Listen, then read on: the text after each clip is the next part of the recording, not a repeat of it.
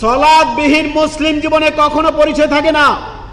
যার নামাজ নেই তার মুসলিমের পরিচয় কখনো থাকে না।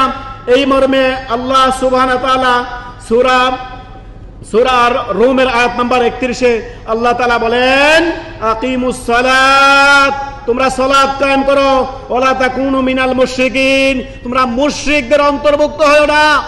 সালাত কায়েম করো, সালাত। রমাদান চলে যাচ্ছে, এর মানে এই না যে আমরা আমাদের মসজিদগুলো ভুলে যাব।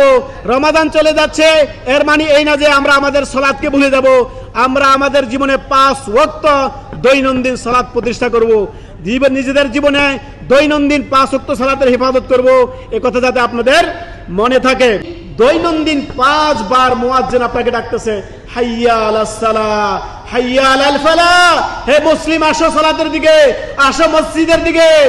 ফালার জন্য, সার্বিক কল্যাণের জন্য, তোমার নিজের কল্যাণের জন্য, নিজের পরকালের জন্য, নিজের নাজাতের জন্য তুমি মসজিদের দিকে আগমন করো, মসজিদের দিকে এসো।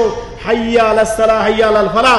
শুনুন, রাসূলুল্লাহ সাল্লাল্লাহু আলাইহি সাল্লামের আরো এমন হাদিস রয়েছে।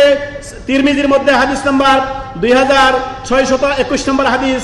নবী সাল্লাল্লাহু আলাইহি সাল্লাম বলেন, আল আহাদুল্লাযী বাইনানা ওয়া বাইনাহুমুস সালাহ ফামান তারাকাহা ফাকাদ কাফার। কি বললেন শুনেন, রাসূলুল্লাহ সাল্লাল্লাহু আলাইহি সাল্লাম বলছেন, তাদের মধ্যে আমাদের মধ্যে পার্থক্য একমাত্র সালাত। সালাতে একমাত্র আমাদেরকে নাজাত দিতে পারে। সালাত ছাড়া মুসলিম থাকা যায় না।